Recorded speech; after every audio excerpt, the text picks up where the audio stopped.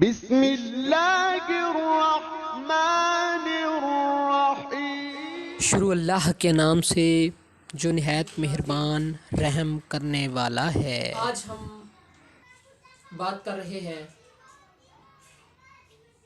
ایک انتہائی خبیث مرض کے بارے میں، ایک انتہائی خطرناک اور ام الامراض مرض کے بارے میں۔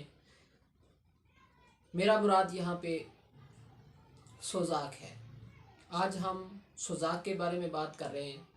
آج کی اس ویڈیو میں آپ کو سوزاک کی وجوہات، اسباب، علامات، تعریف مرض، یہ ساری چیزیں اور اس کا علاج بتایا جائے گا۔ ناظرین، یہ تمام معلومات سننے کے لیے اس ویڈیو کو آخر تک دیکھیں، اور جن لوگوں نے ابھی تک ہمارا چینل سبسکرائب نہیں کیا وہ ہمارا چینل سبسکرائب کر لیں اور بیل آئیکن کو دبا لیں تاکہ ہر آنے والی نئی ویڈیو آپ تک پہنچ جائے، اس کا نوٹیفیکیشن آپ کو آ جائے۔ تو چلیں ناظرین، بات کرتے ہیں آج کے ٹاپک کے بارے میں۔ آج ہم آپ کے سامنے، جیسا کہ پہلے ہم بیان کر چکے ہیں، کہ سوزاک کے بارے میں بات کرنا چاہتے ہیں۔ سوزاک، اس کے مختلف نام ہیں جس کو کہ ماڈرن میڈیکل سائنس میں گنوریا کہتے ہیں، اردو میں سوزاک کہتے ہیں، اور حرقۃ البول بھی اس کو کہا جاتا ہے۔ اگر یہ سوزاک پرانا ہو جائے تو اس کو پیشاب کی نالی میں بہت زیادہ زخم آ جائے، مرض یعنی بگڑ جائے، تو پھر اس کو ہم قرحہ کا نام بھی دیتے ہیں، جس کو ماڈرن میڈیکل سائنس میں گلیٹ کہتے ہیں، پرانا سوزاک۔ ناظرین، اس مرض کا سبب ایک قسم کا مائکروسکوپک ورم ہے، مائکروسکوپک کیڑا ہے، مائکروسکوپک جراثیم ہے، جس کو گونوکاکس کہا جاتا ہے۔ اس کو گونوکوکس بھی کہتے ہیں، گونوکاکس بھی کہتے ہیں۔ یہ مائکروسکوپک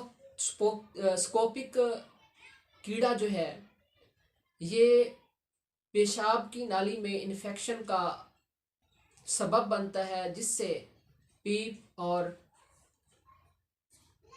درد ہوتا ہے، پیپ آنے لگتی ہے، درد محسوس ہوتا ہے، اور مریض بہت زیادہ پریشان ہوتا ہے۔ متعدی مرض بھی ہے یہ ایک سے دوسرے کو بھی لگتا ہے، اس لیے اس کو متعدی کہتے ہیں، وبائی مرض ہے۔ ناظرین، یاد رہے کہ اس کے علاوہ، یعنی گونوکوکس کے جراثیم کے حملے کے علاوہ بھی پیشاب کی نالی جو ہے، جسے نائزہ کہتے ہیں، یوریتھرا بھی کہتے ہیں، وہ متاثر ہوتی ہے۔ لیکن جو دیگر وجوہات ہیں، ان کی بنا پر اگر یہ نالی متورم ہو تو اس کو ہم سوزاک میں نہیں لاتے۔ یعنی وہ کون سے اسباب ہیں جن کی وجہ سے پیشاب کی نالی جو ہے وہ متاثر ہوتی ہے؟ مثلا حائضہ کے ساتھ انٹرکورس کیا جائے، سیلان الرحم والے مریض کے ساتھ، فیمیل کے ساتھ، زوج کے ساتھ جماع کیا جائے تو اس سے بھی پیپ آنے لگتی ہے۔ اس کے علاوہ اگر گاؤٹ یعنی نقرس کا مریض جو ہے وہ مرچ مسالہ والی اغذیہ استعمال کرتا ہے تو اس سے بھی پیشاب میں پیپ آنے لگتی ہے۔ دوسری کسی بھی صورت کو ہم کبھی بھی نہیں کہہ سکتے کہ یہ اس کا گنوریا ہے، سوزاک ہے۔ سوزاک اسی وقت ہوگا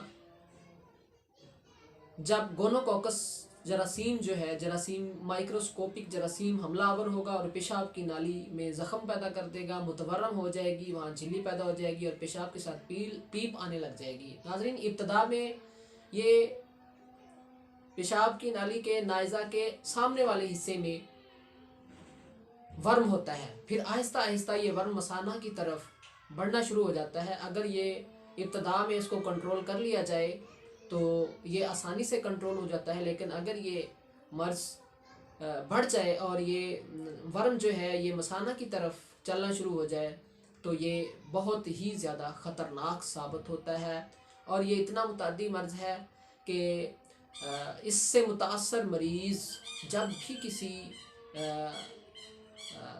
جو ہے وہ اگر وہ مریض ہے باہر سے اس کو یہ مرض لگا ہے، تو ناظرین آپ کو یہ بھی بتا دیں کہ یہ مرض جو ہے یہ زیادہ تر بازاری عورتوں کے قریب جانے سے لگتا ہے، اور جب اس طرح کا متاثرہ شخص اپنی پاک دامن بیوی کے پاس بھی آتا ہے تو اس سے بھی یہ مرض منتقل ہو جاتا ہے۔ اور ناظرین یہ کتنی ایک خطرناک بات ہے کہ یہ مرض جو ہے یہ آگے بچوں میں بھی منتقل ہو جاتا ہے، پریگننسی کے بعد پیدا ہونے والے بچے جو ہوتے ہیں وہ بھی اس مرض کا شکار ہو جاتے ہیں۔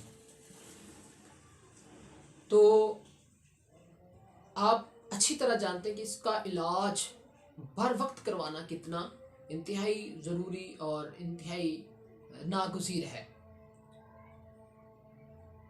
ناظرین آپ کو پتہ چل گیا، آپ نے جان لیا کہ اس کا وجہ کیا ہے، اس کے اسباب کیا ہیں، اور اس کی علامات یہ ہیں کہ یہ انٹرکورس کرنے کے فوراً بعد نہیں لگتا، بلکہ 2-4 روز کے بعد جو ہے وہ اس کے اثرات محسوس ہونا شروع ہوتے ہیں۔